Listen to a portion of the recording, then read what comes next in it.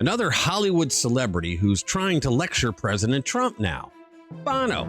Yes, the guy from U2 with the wraparound shades and the unsolicited iTunes album. Apparently, he's furious, and you need to hear why. This isn't just about music or politics, guys. This is about who controls America's money.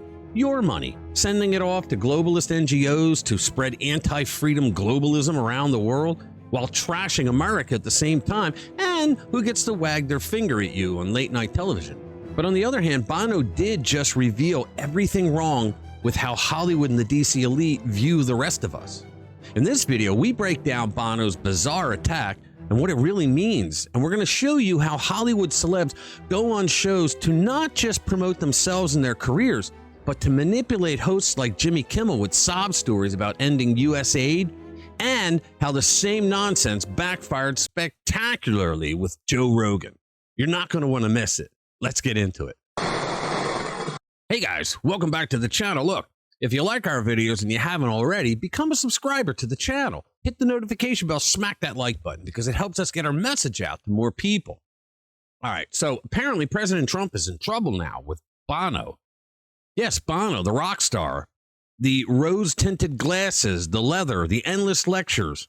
He popped up recently on Jimmy Kimmel's show, which, of course, is where all serious geopolitical discourse happens now, to deliver what he apparently thinks is a dire warning to Trump. Trouble? What does that even mean? Is he going to sing at us until we give in? Is he threatening to drop a surprise album on us again? This is the same Bono whose biggest modern achievement is sneak-tacking your iPhone playlist with a U2 album that no one wanted.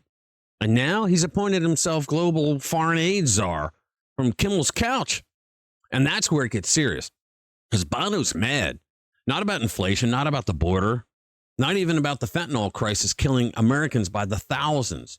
He's upset that Trump is cutting funding to USAID. So watch out, President Trump. If you don't shape up, Bono says there's going to be trouble. Watch. Being in such esteemed company might be the fact that I co-founded the One campaign, which is by design bipartisan. And we've got a lot of very religious Catholics, evangelicals, conservatives, Sure you do. who are very, very, very angry. My goodness, very, very, very angry. With the person that they voted into office having demolished instruments of mercy and compassion like USAID or PEPFAR, which had saved 26 million lives of people who had AIDS around the world. That's the America that we love. That's the America that we all want to be part of. And they are not happy, and there will be trouble. Ooh. That's right. Bono's riding on his high horse to defend what he calls instruments of mercy and compassion. That's a poetic way of describing a bottomless pit of taxpayer dollars funding global bureaucracies while Americans struggle to pay their rent. I mean, think about that. Trouble?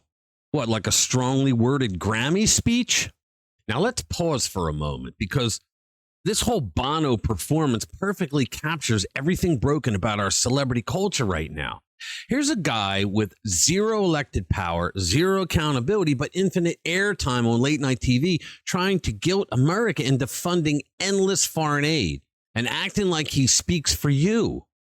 But when he tried this same moral guilt trip on Joe Rogan, guess what? It didn't work out so well. So it turns out when you're not surrounded by a clapping studio audience and a sycophantic host, people tend to ask questions like, why are we sending billions of dollars overseas when our vets are sleeping on the streets? Give it a watch. Just recent report. It's not proven, but their surveillance enough suggests 300,000 people have already died.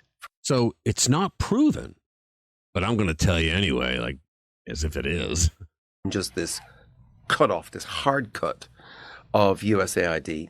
So there's food rotting in boats, in warehouses. There is this, no American will, but there is, I think it's 50,000 tons of food that are stored in Djibouti, South Africa, Dubai, and wait for it, Houston, Texas. And that is rotting rather than going to Gaza rather than going to Sudan, because the people who know the codes or for the warehouse are We fired. can't They're hire gone. anybody. And so this, I don't know. What do you Here we go. think? Here's the hammer. What is that? That's not America, is it? Well, they're throwing the baby out with the bathwater. Right. Right. This is the problem. The problem is, for sure, there have been a lot of organizations that do tremendous good all throughout the world. Also, for sure, it was a money laundering operation. For sure, there was no oversight. For sure, billions of dollars are missing. In fact, trillions that are unaccounted for, that You don't hear the Bonos mention any of that side of it, right? were sent off into various, they don't even know where because there's no receipts. The way Elon Musk described it, he said if any of this was done by a public company, Doing the perp the walk. company would be delisted and the executives would be in prison. But in the United States, this is standard. The government. When Biden left office, when it was clear that Trump won, in the 73 days, they spent $93 billion from the Department of Energy on just radical loans, just Loans that nobody ever had to pay back. It was payoffs to all the people that helped them pull off all the crap they did for 4 years. throwing money into places. Right. And there's no oversight, no receipts. Like the whole thing is, there's a lot of fraud, a lot of money laundering. Yep. That had to hurt for Mr. Ego there to have to sit through that after he gave his spiel. But still, you have to hand it to Bono. He's still trying. And for his efforts somewhere deep in a cubicle inside USAID headquarters, a lobbyist is probably printing out right now and putting it on their wall because Bono says we matter. That's where we are now. The fate of U.S. foreign aid might hinge on whether a celebrity said something vaguely emotional on TV. And the media eats this stuff up because nothing says serious policy discussion like a guy with tinted glasses warning of trouble while sitting next to Jimmy Kimmel, right? But here's the real question. Why do these celebrities think anyone still cares? Oh, right, because for decades they got away with this crap. They'd wag their fingers, do a fundraiser, cry on camera, and the money would keep flowing.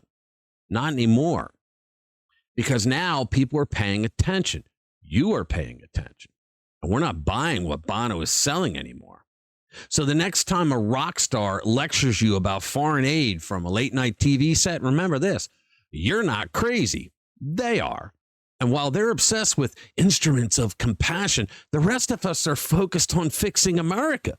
So the upside, more people are waking up. We're just not falling for it anymore. All right. Thank you for watching. I'll see you in the next one. Little by little, piece by piece, I take back what's been stolen from me. Little by little, piece by piece, until I'm complete.